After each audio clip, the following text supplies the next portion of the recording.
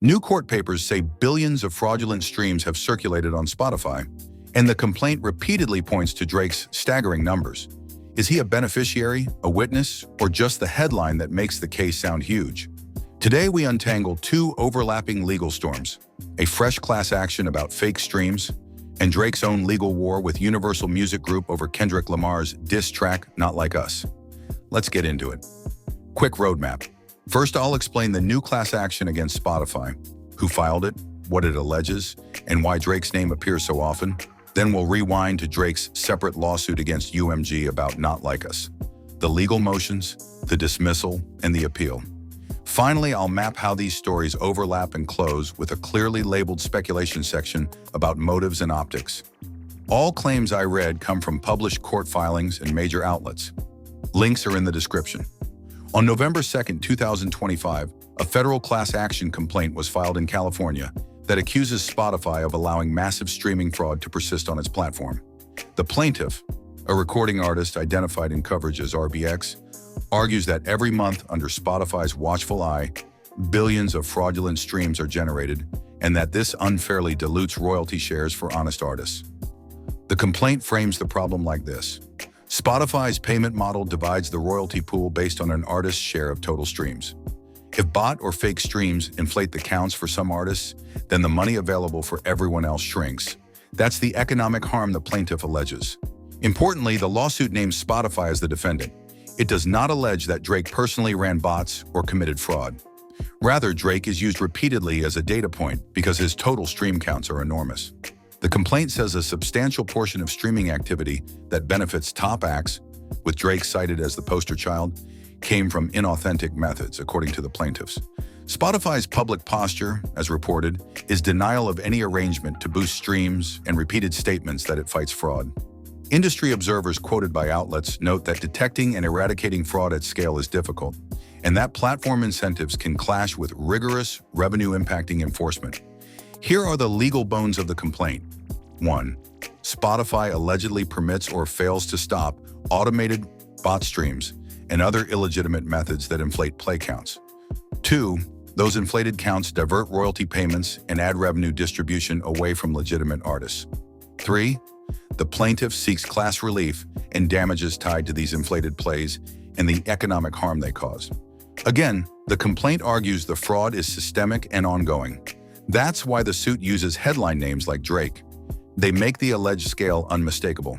But there's a legal difference between saying a platform failed to stop fraud and accusing any individual artist of orchestrating it. Now the parallel story. In January 2025, Drake, Aubrey Drake Graham, sued his longtime label Universal Music Group in New York federal court. His complaint said UMG promoted Kendrick Lamar's diss track Not Like Us, which contained a lyric accusing Drake of being a pedophile. Drake argues that UMG's promotion amplified a dangerous false claim that harmed him and endangered his family. UMG's position, as reported, was that Drake's complaint was legally insufficient, that song lyrics in the midst of a rap feud are rhetorical, opinionated, and not reasonably interpreted by listeners as stating verifiable facts. UMG moved to dismiss the case as protected artistic expression. On October 9, 2025, a Manhattan federal judge dismissed Drake's defamation suit, concluding the lyrics at issue were non-actionable opinion when heard in the context of a rap battle. The judge said a reasonable listener would not interpret the lyrics as factual assertions. Drake has since filed an appeal seeking to revive the suit. So why do these stories get tangled in headlines? A few reasons. 1. Scale and optics. Plaintiffs in the Spotify suit want maximum attention, and citing the world's biggest streaming figures, Drake, dramatizes the alleged losses. 2. Legal cross-pollination.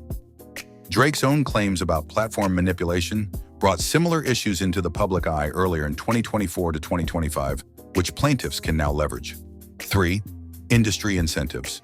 Labels and platforms profit by trending, and any allegation they prioritize engagement over accuracy or fairness is explosive.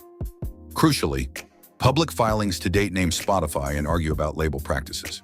They do not criminally charge Drake, nor do they present evidence in the public filings that Drake personally ran bots.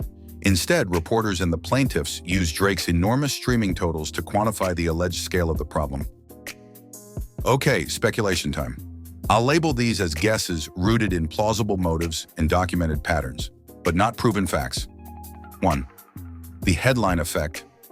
Naming Drake makes a complaint immediately viral. Plaintiffs and journalists both know the media value of a Drake data point. It amplifies readership and perceived damages. 2. Tit-for-tat litigation. Drake's public legal war with UMG and earlier filings accusing industry manipulation may have created an environment where other plaintiffs and lawyers hunt for the same structural issues. If Drake pointed a flashlight at this problem, other lawyers step in with lawsuits. 3. Label and platform chess. It's possible, but unproven, that label promotion strategies favor certain records at certain times.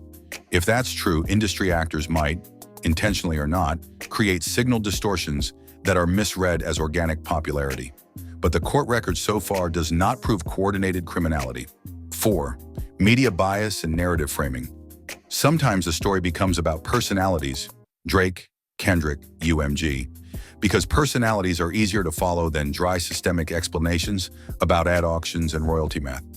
Here's what I'd watch for if you want to follow this story. A. Any amended complaints or discovery that produce raw platform logs showing suspected bot traffic.